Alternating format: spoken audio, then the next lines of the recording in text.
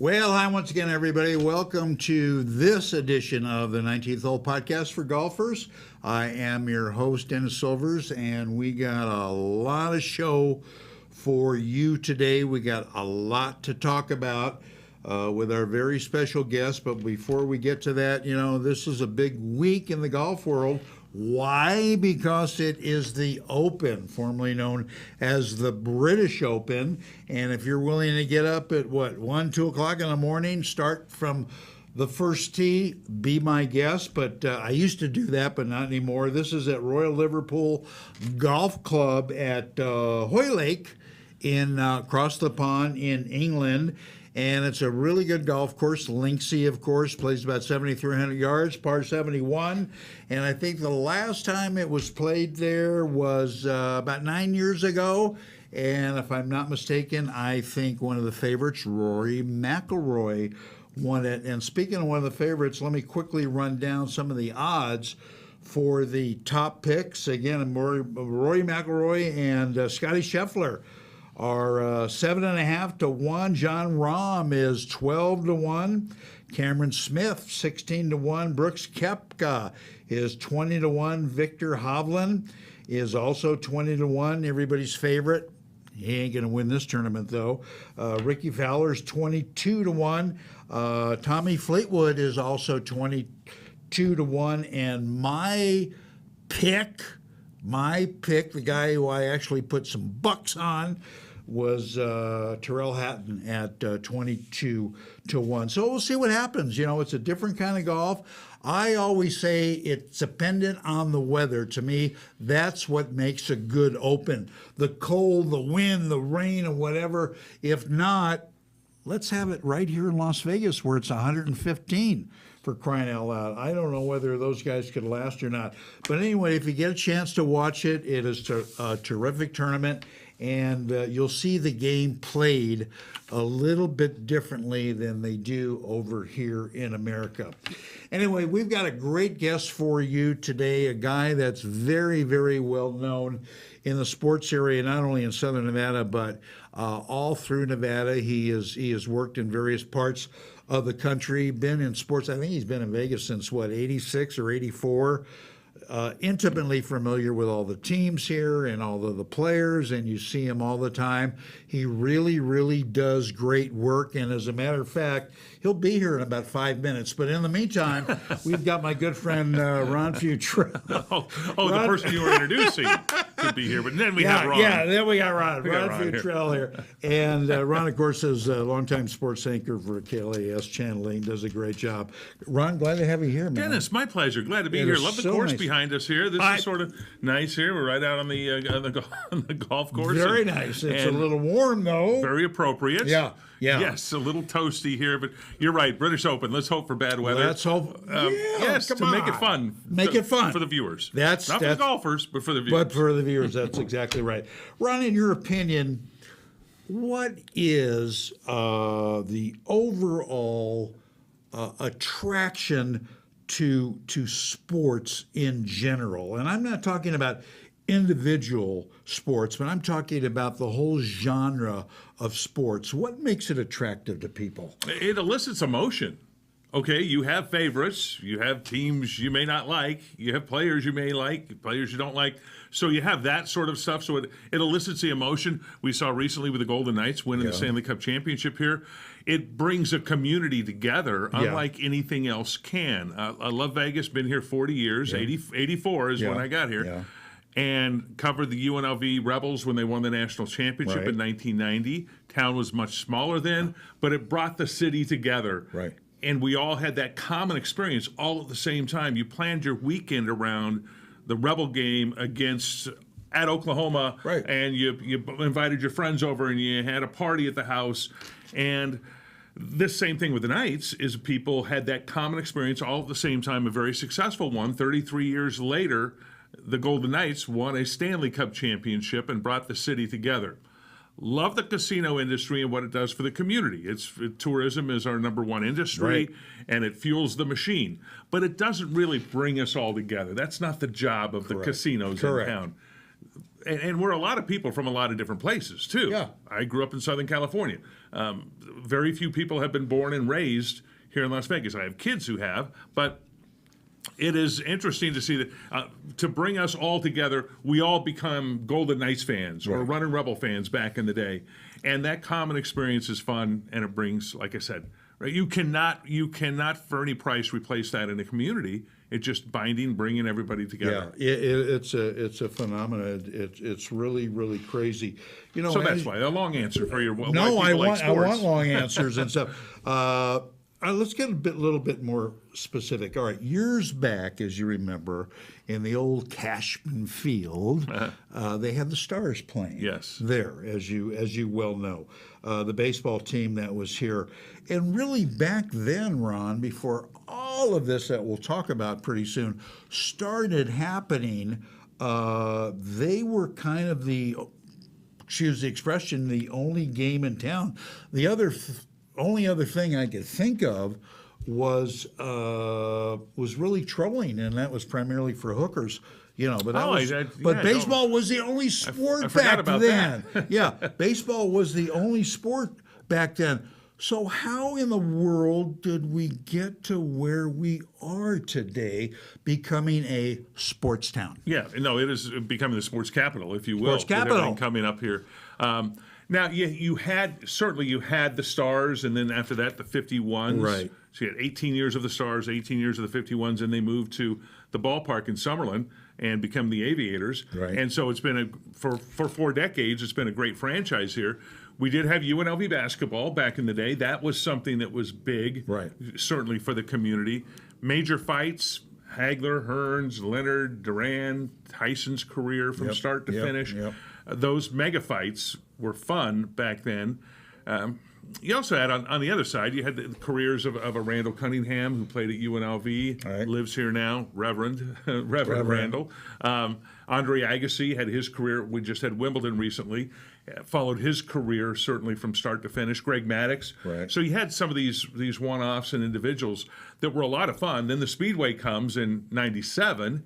It becomes huge. 25 years of the Las Vegas Motor Speedway has been great for the city. UFC was born here. So we've had those things, not underlying, if you will, that have happened in the community, and then we go nuts. When the Golden Knights come here in 2017, and the key to making all that happen was the sports betting. I'll give the U.S. Supreme Court credit for some of the explosion in Las Vegas, because they changed the rules and then allowed sports betting in other states besides Nevada. Great point. So that then made the commissioners of all these sports then have to make a decision of, wait a minute, Jersey, you can sports bet. We have a hockey team there, the New Jersey Devils. How do we deal with this?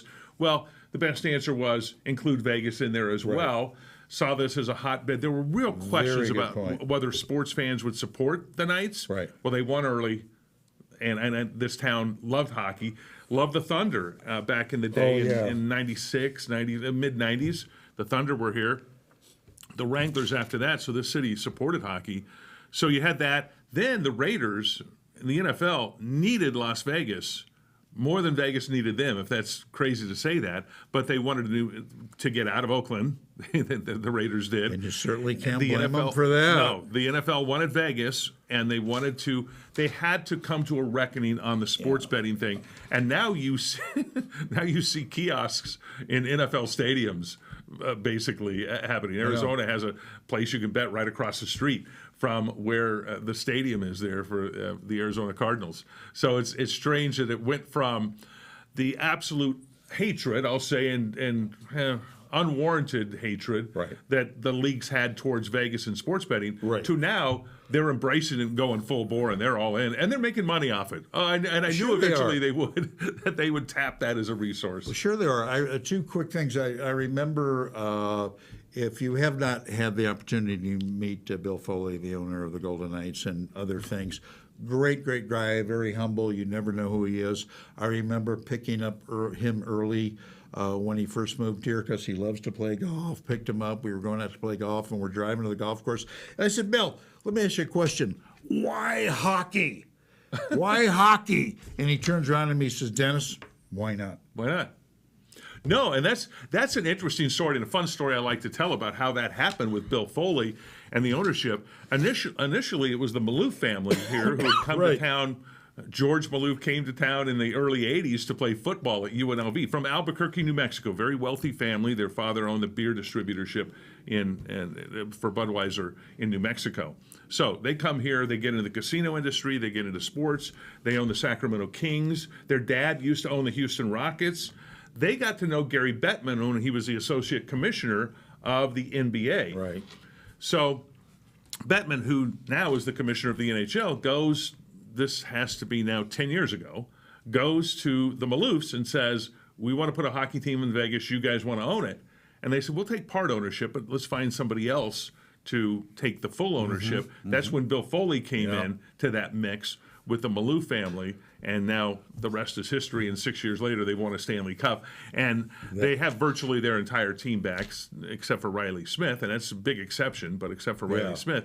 And so I don't see anything slowing them down for a while. Do you think, Ron, that going years back, you get a team that's pretty well established, like the 51, like the Aviators or whatever. Other teams look at that and they said, you know what, they're doing pretty well. Maybe we should consider, moving our team here or starting a team here. Do you think it's more of the appeal, because Vegas has a great genre, as you know? Let's move to Las Vegas. Is it that, or is it more we see this as a sports town with other teams coming here? It's both. It really is both. Okay. It is that there's an attitude right now in Las Vegas of growth and optimism, success, and it just feels good to be here and part of this. Yeah. And this has been going on, except for the '08 recession that hit Las Vegas very hard. I can tell you a lot of stuff about that. But anyway, except for that, since the mid-'80s, this city has been going great guns. The Mirage was built in 1989 when Steve Wynn also built Shadow Creek Golf Course here at that time. And then every casino had to have its own golf course, right? Cascada with Caesars. Right. Go on down the list. Wynn now has what used to be the old DI is now a top-notch course. So, and when I say top-notch, I mean I mean really top-notch. I'm not just saying a good course. So you saw that explosion, that growth here in Southern Nevada with the casino industry, with the golf industry, and everything here in town blossoming. And people want to be a part of it. They saw what the NHL brought its All-Star game here, had its awards show here for years. They bring special events here. NFL is going to have a Super Bowl here. They've had the Pro Bowl here. They've had their draft here. So they see the excitement of those because people want to come to Las Vegas. Right. And Major League Baseball wants in on that. Us, Oakland, moving here. Right. And I think in a short time, before the end of this decade, you'll have all four major sports here with NBA, NHL, NFL, and who else? Who did I leave out? Major League Baseball, NHL. Okay, all four. You know what I know: hockey, baseball, basketball. They'll be here, and a lot of people talk about the fact that they're happy that these teams are coming, but they're a little bit unhappy because they know the powers that be are spending public money. Well, that was a case. Now, was that, and you know that, the city council, LVCVA, the chamber, the county commission, but this is going to be great for Vegas. So if it costs the people of Clark County a little bit of money, I'm sorry. Is that fair? No, I'm going to tell you. It'd be great if every sports and every business could do what the Las Vegas Motor Speedway did. You had Ralph Engelstad, Bill Bennett, and Richie Klein that went out and spent $100 million to build a speedway. They bought the land. They did it on their own. There was no public money. It'd be great if everybody could do that. They then sold it a couple of years later to Speedway Motorsports for $200 million. So they made their money off it. But they took the risk. They did it, made it happen. These are all Vegas legendary people. Right. Two of them have passed, Bennett and Engelstad. And also with T-Mobile Arena, that was AEG, who did Staples Center in L.A., and MGM, who combined, no public money on that, used their own property, built it, did it.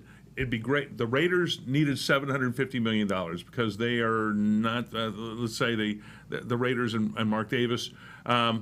If you can be a pauper and own an NFL team, he's that. I mean, they're the poorest, if you will. I don't know how else to describe it, but they have the least revenue of any team. They're not Stan Kroenke, who marries a Walton and is a multi-billionaire to begin with, and he could spend $5 billion to put together the whole complex for SoFi Stadium. Not that. So he needed some public help. They put together $750 million. I thought it was high at the time. In fact, it was the highest by 3 times of any public stadium. But they did it. They had a room tax, and they've added that over 30 years to be able to pay that back. By the way, it's performing at almost 200% above what they figured it would. Allegiant Stadium, with the concerts and the events and the Raiders and everything happening there. So it's been a tremendous investment for Las Vegas. I think the same thing's going to happen with the Oakland Athletics coming here in the stadium. They're looking at $380 million. Most of that will come from a special use district, a tax in that area, where if you go into the ballpark and you buy tickets or you go to the games or you go to the restaurants in this special use, 38 acres, very small area, you go into that area, you're paying a higher tax rate. So it's a user tax, if you will, a user fee, a user fee. And that's different than a tax on everybody within the county. John Fisher wants to put $1.1 billion into that stadium and bring a Major League Baseball franchise here. That's not nothing. He's taking a tremendous risk. Now, I think it'll pay off for him. I think it's smart. I think it's good for him. His team will double in value, like Mark Davis saw with the Raiders. There's no doubt. There's no doubt. And Oakland has its issues. It's a dying city, unfortunately, because of bad political decisions they've made over the last few decades. The East Bay, a beautiful area, marvelous. I love it. Beautiful for its beauty, for its people. But they have made some horrible decisions that now they're $380 million in arrears right now, their city. And they just gave their mayor a raise of $70,000 a year raise. You know what else is going to double? You know what else is going to double? It's going to be the traffic down there. These people think about that between Allegiant Stadium, between the new ballpark, and the Strip and the casinos and all that stuff. It could be a nightmare, Ron. You know that. Well, if we don't have traffic, we're a dead city. We're a dead city, you're right, I remember there was a time, I'm going to go back now, the mid-'90s, there was a time where they were going to put a Formula One track on where Billy Walters has Valley High Golf Course, okay? That they had 3 proposals in front of the county for land use for 100 years to lease that land, and one proposal was Billy Walters with the golf course, Valley High since. Andre Agassi and Gary Player had a golf/tennis use facility. And Formula One, I interviewed Bernie Ucklestone, the owner at that time of Formula One, came here to town, sat down with him, and he wanted a Formula One race that would go in that track, in that area. And I remember the people from Mandalay Bay at the time said, it's going to create too much traffic and congestion. And I said on air that night afterwards, I said, if we don't have traffic and congestion here in Vegas, we're dead. We're done. And we are a circus. Now, locals know to stay away from that area. I don't know how many locals will go to athletics games. I know they're improving Tropicana right now, so hopefully there'll be some better traffic answers there. I would have liked to have it further south on the Strip, maybe out towards the M, where people could drive in easily from. That's where the basketball stadium is going to be, probably. You can come in from Henderson and Summerlin and be able to hit it, and the Strip. But MGM likes it. MGM likes it where it's at because they're going to sell all those parking spots around there and room nights there. And that's what we do, too. People will come in from out of town to go to the A's games, to see the A's play the Yankees, pick your team, and Dodgers, Angels, and stuff. So it's going to be incredible when this stuff's all done. If you haven't been to Vegas or you come here once a year or something like that, you're going to have to make plans to start coming here a little more frequently to see these games and take advantage of all of the stuff. It's going to be incredible. All right, I'll tell you what, we're going to step away. We're going to take a short break. We come back. We're going to have a lot more with our good friend, sports anchor, Mr. Ron Futrell. By the way, Ron does play golf. He's left-handed, though, but you didn't hear me say that. So anyway, we'll be right back. There's not discrimination on this show.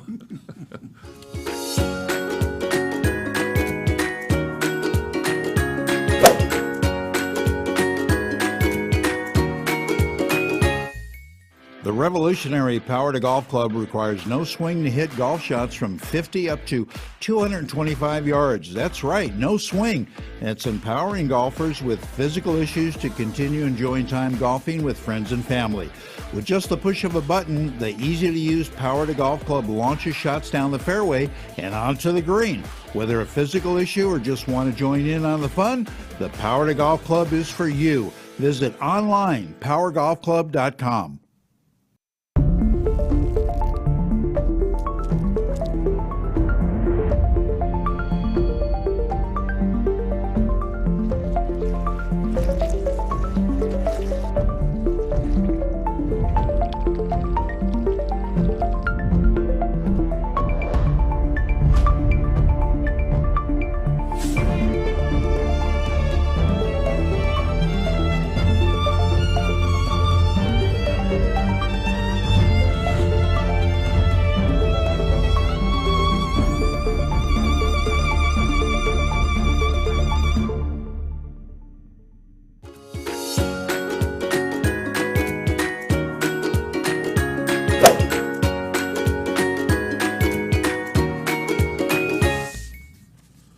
Welcome back, everybody. We are back with Mr. Ron Futrell, sports anchor for KLAS here in Las Vegas, and we're getting the Super Bowl, which is phenomenal.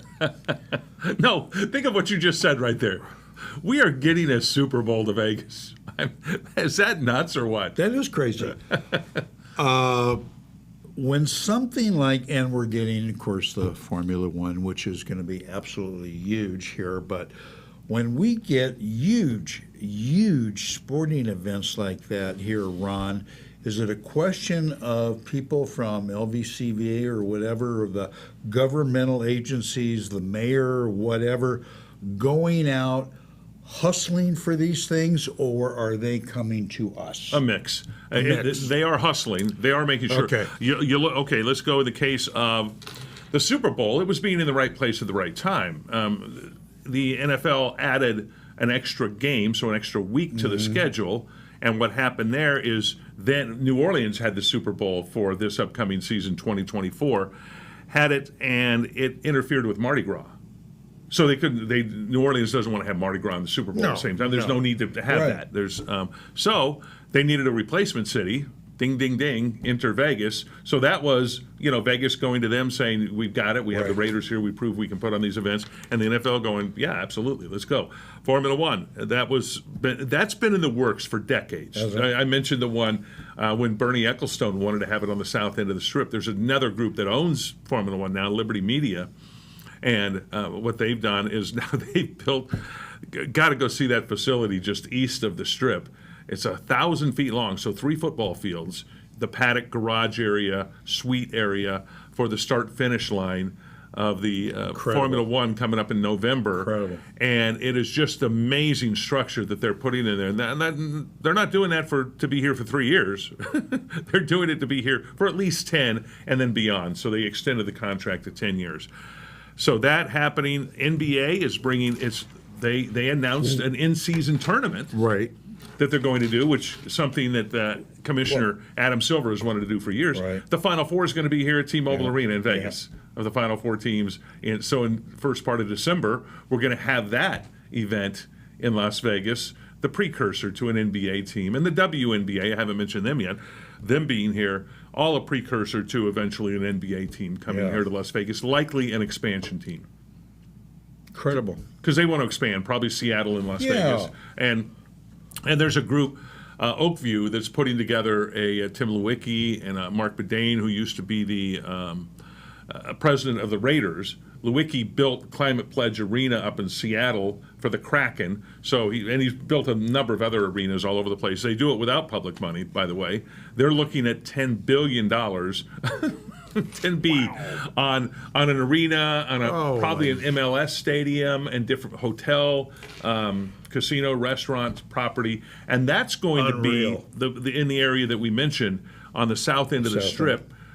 Near Blue Diamond and the I-15 and the Strip, in that area between there. You go there, there's empty land, so they bought some land there to about 40 acres, I think, to be able to put all this stuff on. That's going to be fun to see too. That's going to be a lot of fun to see. You're absolutely right. But I'll bet you people here didn't know how much havoc could be caused by just pouring cement on a street.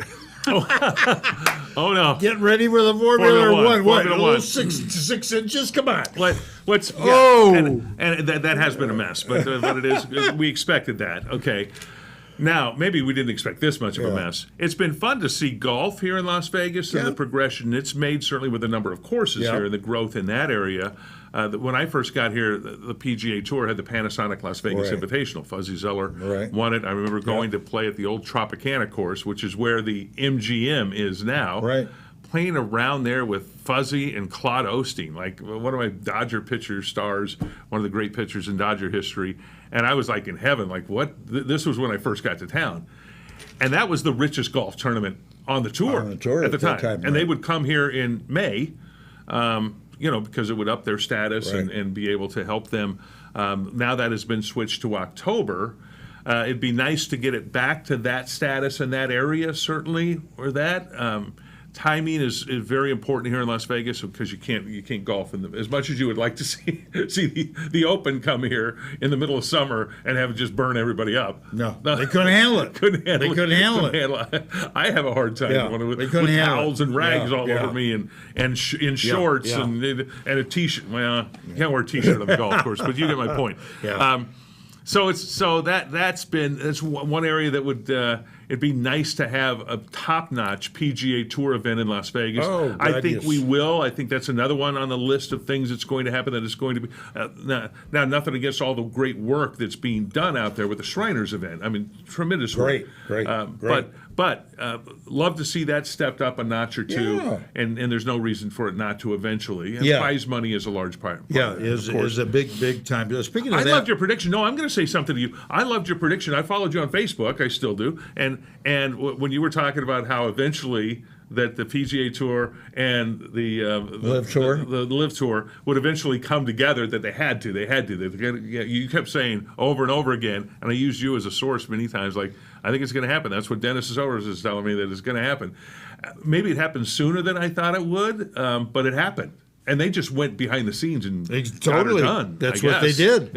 That's what they did. Kudos to you and nailing that. Well, they still got a lot, some stuff to work out as far as venues and all that stuff. But it was inevitable. They couldn't keep litigation and these people angry at these people and stuff like that. So it's going to be hopefully run very smoothly starting next year and get all the kinks kicked out. Speaking of that. Of golf, I read where a lot of people don't like him. Brandel Chambly, who's a golf commentator for the Golf Channel, thinks that there should be a fifth major, and the fifth major should be the Players. I like the Players as a tournament. What do you think about it being a fifth major? No, I like it. Do you? No. Okay, it would buck tradition, certainly. It's, and there is a symmetry right now with the tennis tour has 4 majors and the golf tour has 4 majors. So you buck that a little bit. But why not? Well, but I'm going to go with why not. The Players would be the best choice. Absolutely. And there's a lot of great TPC courses around the country. I'm not picking courses for them, but where they could hold it. I agree. It's yes. Short answer. Sure, I hadn't thought about that. Which you just so this is the first time I'm thinking of it. I hadn't heard that he has been approaching field. That. They get a terrific everybody's field. there. Yeah, everybody's there. Yeah, they got a great field. Do that here in October. Huh. You know what? The TPC Summerlin. We could do that. Okay, no, I'm just thinking out loud now. That's scary. We could do. Are you hearing that, people from the tour? Whatever. I do. Golf history in Vegas. There's some great golf history here in town. When you think of great players that have come out of here too. I look back when the Panasonic Las Vegas Invitational used to play on 3 different courses over 5 days, and it was a pro-am, and so that turned some players off because they didn't like playing with the amateurs. And I get that. And Chip Beck out at Sunrise shot a 59 one year, 13 birdies. 13 birdies just straight through, and I get it, that was a pretty easy course. I mean, I've shot my only 79 there out at that course, so that means it's got to be a pretty easy course because I'm not a very good golfer. but he shot a 59 there, and Chip is a great guy. I talk to him all the time, is. and I like Chip. He's teaching now a lot. Oh, not okay. playing a lot, but we were talking a little bit about all the stuff going on with the PGA Tour and Live, and he goes, I'm not the guy to talk to about it, Dennis. I stay away from it. You know what I mean? Yes. I said, I don't blame you. Well, and we've also had these great specialty matches here just recently at Wynn Golf Course, and they had it at Shadow Creek. They had Mickelson against Tiger a few years ago, had that. Right. And then the match with NFL guys going up against each other and stuff. So those are always fun to see here. And, of course, it's a great destination for people to come to golf. That hasn't changed. It's just been marvelous because we have a great range of courses between the thrill ride of a Cascada to the Wynn and its luxury, Shadow Creek and what it is, to plenty of other Angel Park. You've got a couple of courses out there. You can go out, play, have a good time. Public courses. We've got something Bears for Best. everybody Bears here, Best. man. Depending on your level. Nicholas's top 18 holes all put together out there in Summerlin with Bears. So there's a lot of We've got a variety. TPC Summerlin, TPC Vegas. We had the senior tour here for years. It was sort of fun watching that when it used to be TPC Canyons. Right. Now it's TPC Remember Vegas. the ladies used to be here. The ladies played here. When, yes. When they had their. So we've got a thing. pretty good history here. Yeah, we have a very good history. Last question. We're taking our next break. You've interviewed players from every professional sport there is. Do you find that there's one particular kind of sport where the players are more difficult to interview, and why do you think that is? In other words, you're interviewing a football guy. Oh, real easy. You go to a basketball guy, he's not so great with you. Or whatever. Why do you think? what sport and why do you think that is? Well, I've interviewed all the great boxers. Let's go there. I've interviewed every great boxer that you can. Marvin Hagler, Sugar Ray Leonard, Tommy Hearns, to Mike Tyson. I've had a few of them yell at me at times because Tyson one time, and why? I gotta ask you something, Ron. Why you always got to be such a smartass? And so it's like, okay, and he's right. I was. My wife said Mike Tyson was right for getting on me for being that. So boxers were unusually difficult at times because that's the nature of the sport. I mean, it's a very testosterone driven. It has to be mano and mano, man, and so they're contentious. But I've always enjoyed it. Tyson and I are great friends now, so that's been sort of interesting to see the progression there. That's been tough. One of my favorite interviews, and this will be a golf. Can I go with the golf? Sure. It was Tiger Woods. Okay, and this was Tiger. Another great point in Vegas sports history was Tiger Woods winning his first professional tournament at TPC Summerlin. Right. I'm on the. Go out there, I see that he's in contention, he's there, and I'm sitting inside the ropes at the 18th hole, me and the photographer, and Butch Harmon is right next to me. We're talking, he goes into a playoff against Davis Love III. Davis Love goes into the trap on the 18th hole there in front. Tiger goes on the green and 2 putts to get the win, and it was on ESPN. And I mentioned that it was on ESPN, and so I knew, I'm watching the timing of what they're doing, and they had said, congratulations, Tiger got the win. Nobody had interviewed Tiger yet, but they went to commercial break, and now they're setting up the stage and everything. And I'd interviewed Tiger a couple of times during the week. So I'm not saying he knew my name, but he knew me, at least could identify me as a local reporter. And so I went up to Tiger, and I went up just right there on the green. First guy to interview him after he had won his first professional tournament. And remember, it was only his 10th tournament. But he kept getting better every week. Every week you would see him go up the leaderboard to the point that it's coming soon, and it happened here in Vegas. Right. So I go up there and ask him the first question, which of course was a brilliant question. Tiger, how's it feel to win your first PGA Tour tournament? Gives me a great answer. And halfway through the answer, the photographer taps me on the shoulder and says, "Battery's dead." So we don't have it on tape. But I did interview him. I asked him a second question just because I didn't want to tell Tiger the battery's dead. but I don't have it on tape. But I still If I were a writer, that's what you would say. You were the first one to interview him. Right. You'd take notes, and you're the writer, first one to interview. Then he went back with his dad and mom were both there, and they went into the tour tent there at TPC Summerlin, and then he was gone. Then there's no way for me to get a one-on-one with him after that. He was then to the masses and the rest of the media and the crowds and everything. But I did, That's go a great out there story. and get the interview with him, but I don't have the tape to prove it. There you go. But the photographer, because he had used up all his battery on because it had gone into overtime and gone into a playoff. Yeah. Between the two. That's a great story. That is a great story. All right, I'll tell you what, we got more great stories coming up. We're going to step away again, take another short break. We'll wrap up the show with Mr. Ron Futrell, so stay with us. We are going to come back, I promise.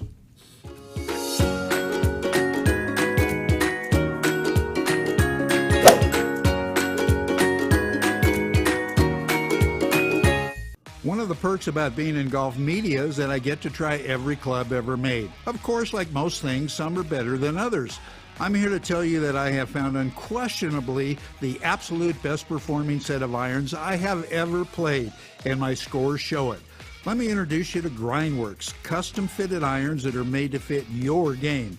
Grindworks offers players 3 different styles of irons. You can choose muscleback irons, cavity back irons, and even blades, along with some awesome wedges. And when you purchase your clubs, Grindworks lets you choose the type of shaft you want, the type grip you prefer, and even will adjust the loft and lie of your clubs if needed. That's unheard of. So what are you waiting for? Feel the power and experience and performance of these amazing clubs. Simply go to grindworksusa.com or call 281-651-4046 to order. Trust me, your handicap will love you for it. As golfers, we want instant gratification when it comes to a better golf swing and playing better golf. Impossible, you say? Not anymore. Golf Boost Artificial Intelligence, AI, has developed and patented the most advanced swing analysis technology in golf. Simply, the algorithms detect your body position and then analyze your golf swing using their artificial intelligence technology. The AI captures all the relevant data from your swing video and then presents you a personalized lesson.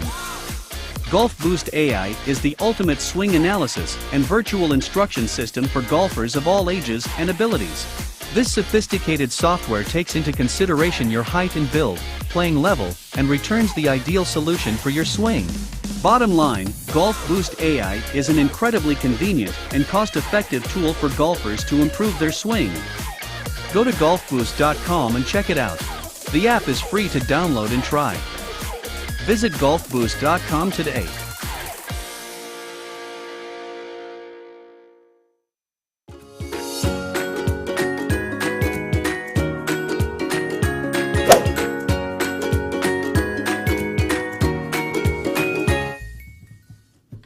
We are back, everybody. We're going to wrap up the show a little bit more with Mr. Ron Futrell. And Ron, let me, there are, as you know, we have a number of affiliates here in Las Vegas.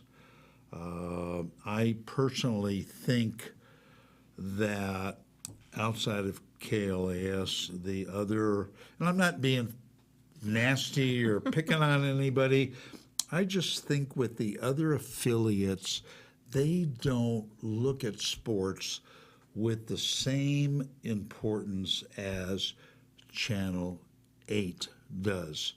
I was going to say, honestly, what separates you guys from your competition? Because between you and Chris, you guys are the best. Well, thank you. I mean that. Talking about Chris Matthews, certainly in Channel 8. Yeah. I think part of it is both of us have been in Las Vegas forever. We're the old dinosaurs, if you will. So we have some context. I did example of that this week. A couple of the stories that I did was the history of the NBA in Las Vegas and the history of the Oakland Athletics in Las Vegas. Right. And people won't understand unless they lived here and knew it, that Utah Jazz played 18 games here in the early 80s. They were looking at moving to the new Thomas and Mack Center that was built for Tark and the Runnin' Rebels. And they saw this as a hotbed for basketball. And they played 18 games here. One of those, April 5th, 1984, was when Kareem Abdul-Jabbar set the all-time NBA scoring record at the Thomas and Mack here in Vegas. It was a good trivia question for people. Yeah. It's the one LeBron just broke. But we had the NBA All-Star game here in 2007. We had an NBA playoff game here in '92 during the Rodney King verdict riots in LA. Lakers were playing Portland. They couldn't play there, and so they brought it to Las Vegas. The Athletics played 6 regular season games at Cashman Field in 1996 when they hadn't finished Mount Davis, the part of the structure at Alameda Coliseum that the city built to get the Raiders back from LA to Oakland for the second time. And they put this big monstrosity there, Mount Davis, and it wasn't completed yet. And so the A's had to come here and play. Yeah. Now, I know it because I lived that history, all of that history that I'm talking about. It was what I covered, what I did. I was at a different station at the time. But so having that context sort of helps, I think. So we bring that to the table. Yeah, absolutely. You don't want to get caught up in that and miss the moment. Right. But it is sort of nice to know that people supported hockey when it was minor league hockey here, played at Thomas and Mack with the Thunder. We had 14,000 people there most nights. They went to the playoffs quite often. Many of the players stayed here, lived here, loved hockey here. And so it's nice to know that background, that when hockey came here to Vegas, it was no surprise to me that it worked because it had worked before. Yeah. So I'd seen the fans here in this city support hockey. Now, it helped that it was NHL, and it helped that it was a very good team. Those things helped. But it was, so having that context maybe helps. And Chris has the same context as well that he can use. We bring to the table. And you guys work so well together. I mean, you're almost, thinking about what we're both he's going to left-handed. say. We're both left-handed. That's our problem. That's okay with him. Though, will the success of all of the teams, both current and future teams that come here, Ron, will their success depend? How much success will they have to do marketing? Do they have to really get themselves out there, or, hey, we're here, I know you're going to come? How important is it to keep marketing? No, absolutely. You got to keep doing that. You got to, the first 2 letters in PR or what? PR, profit. Yeah. To do PR, you got to do the PR to get the profit and all that sort of stuff. So, yes, they have to. Vegas is unique in the sense that, let's take the Raiders, for example. At the end of last season, Mark Davis, the owner, got a little bit disturbed that he saw too many Kansas City Chiefs and 49ers jerseys in the crowd, meaning a lot of fans from those 2 cities bought tickets to come here to Vegas from locals, okay? The Raiders were not going to the playoffs. The Raiders had a bad season last year, unexpectedly bad. And so local fans were going, well, I could sell these to $1,000 per ticket to somebody from Kansas City, and I don't go to the game? Okay. That's unique here. That doesn't happen in Kansas City. It doesn't happen in Tampa Bay to the degree that it happens here in Las Vegas. It doesn't happen in Detroit. It doesn't happen in Minnesota. So you're going to have a local fan base that's going to be much more supportive. I'd like to say it'd be nice to have the local fans be much more supportive of the team. Indeed, and that you have to do the marketing. You have to make that happen. But Las Vegas is interesting and different than any other city because we have that backup of people coming in from out of town to go to the games. I know the A's are planning on that quite a bit. I'd like to see a mix of locals along with out-of-towners at the games. I may buy tickets depending on the price. It's going to be expensive. There'll be a seat license. Got to pay that user fee. So they're going to be expensive like they are at Allegiant Stadium. You got to pay $20,000 for a seat license to be able to then have the rights to buy the ticket. So it's crazy. But there's a lot of money in this city with a lot of people. Not me, but a lot of people in this town have money to be able to do that. And there's people investing in these tickets to resell them. And, you're exactly right. I've heard some reports, people doing okay, not okay, breaking even. They'll go to a couple of games during the year, and then they'll sell the rest of them. And that leads to the situation where you have a lot of out-of-towners going to the games. That makes owners unhappy because then it's not a true home game. But then it makes the it is what it hotels is. happy, the restaurants happy, the gift stores Yes. happy, the gaming part happy. That's the It fuels the airlines machine. happy. It fuels the machine. Exactly right. Which is Vegas. exactly right. All right, last question. Okay. Before I let you go, think about this. The most exciting, talking about Vegas here, of course, the most exciting sporting experience you've covered here in all these years in Las Vegas? Oh, I was blessed, and I use that word. Oh, you already carefully. got it right off the Blessed. top, right? You don't have to think about this. When the Knights won the Stanley Cup, to be down there on the ice, so it's Okay. pretty recent. Okay. But I was also in Denver in McNichols Arena when the Rebels cut down the nets for winning the national championship there.